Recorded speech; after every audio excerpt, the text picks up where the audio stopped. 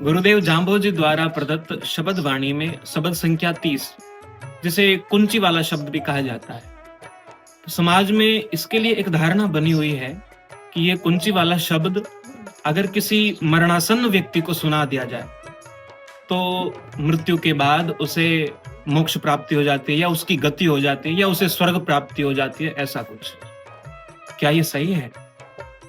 इसके अंदर वास्तव में दो भाव काम करते हैं। इसको अगर ठीक से समझें, पहला भाव ये है कि गुरुदेव जाम्बो जी ने जो ये कुंची वाला शब्द प्रदान किया है, इसका मृत्यु के समय में सुनाने का कोई विशेष भाव नहीं बनता, क्योंकि इस शब्द में गुरुदेव जाम्बो जी ने जो उपदेश दिया है वो जीवन में जब धारण किया जाएगा, जब वो सब उपदेश आचरण में आएगा, अर्थात जब जीवन ऐसा इस शब्द के अनुसार बन गया, उसके बाद मृत्यु के बाद वो जीवन, वो आचरण जो इस उपदेश से प्राप्त हुआ है, इस शब्द से हमें प्राप्त हुआ है, वो मोक्ष प्राप्ति का हेतु बन जाएगा। अब दूसरा एक भाव और बनता है कि जब मृत्यु के समय ये शब्द सुना जाए तो उस समय एक उक्ति प्रसिद्ध है, अंतमति सो गति।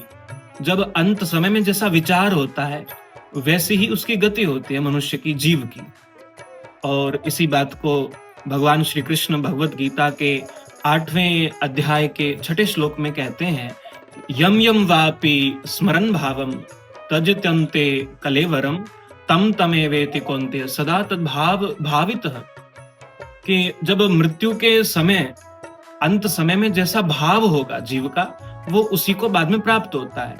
तो अंत समय में अगर उसका भाव शुद्ध है, ईश्वर के प्रति लगा हुआ है, तो वो अवश्य ही मोक्ष प्राप्ति कर जाएगा। लेकिन ये संभव कब होगा?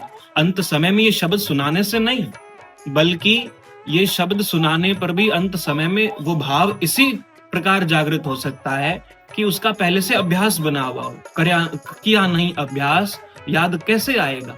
अंत समय में राम नाम कैसे गाएगा? अंत समय में तभी गाया जा सकता है जब सदा तद्भाव भावित, सदा उस भाव से भावित रहे हैं जीवन भर, तब ये भाव अंत समय में भी आ सकता है। इसीलिए इस शब्द को अंत समय में सुनाने की बजाय हमें इस बात को प्राथमिकता देनी चाहिए कि इसमें जो उपदेश गुरुदेव जाम्बो जी ने हमें प्रदान किया है वो जीवन में, आचरण में आ जाए, ताकि ये शब्द वास्तव में अपना नाम सार्थक बनाता हुआ हमें स्वर्ग के द्वार तक ले जा सके और उसके द्वार की जो कुंची है, जो चाबी है, वो खुलवा सके।